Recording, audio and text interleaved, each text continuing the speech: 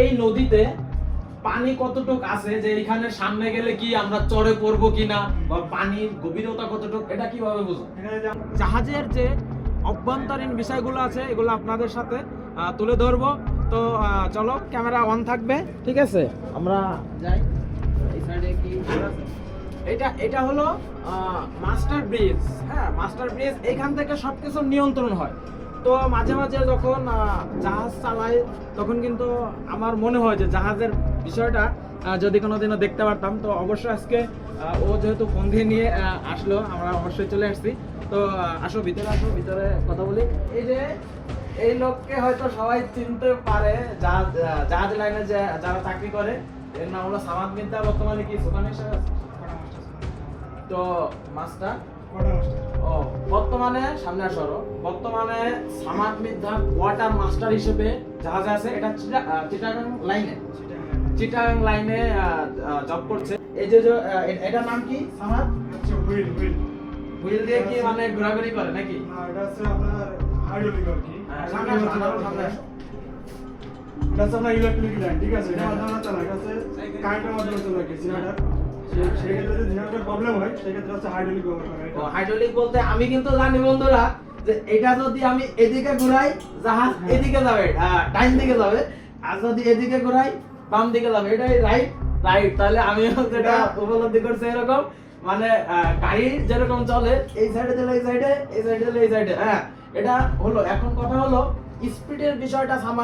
সামনে যখন নৌকা টোকা বাদে বা বড় ধরনের কোনো জাহাজ যদি তোমার বাইরে যায়, তখন স্পিড কিন্তু কমাই দিতে হবে।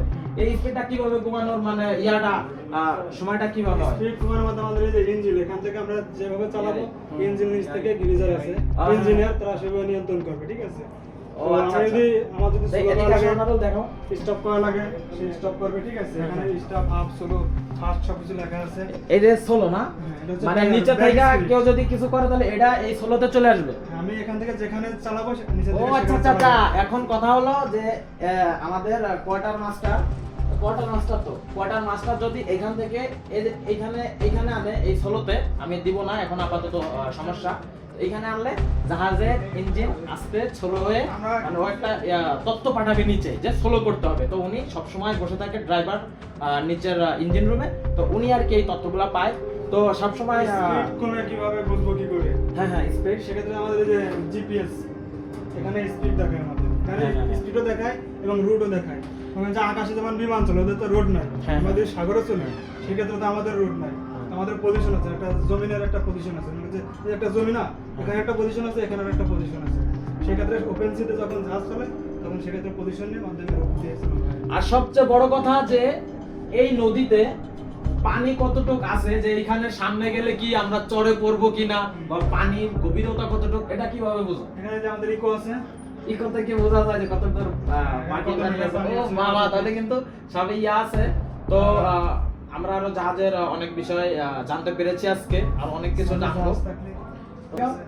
বন্ধুরা, আমাদের সামনে যদি কোনো জাহাজ থাকে, মানে এই জাহাজের তো সামনে থেকে, মানে এইখান থেকে মিটার দেখাবে যে কত মিটার সামনে এই জাহাজটা আছে।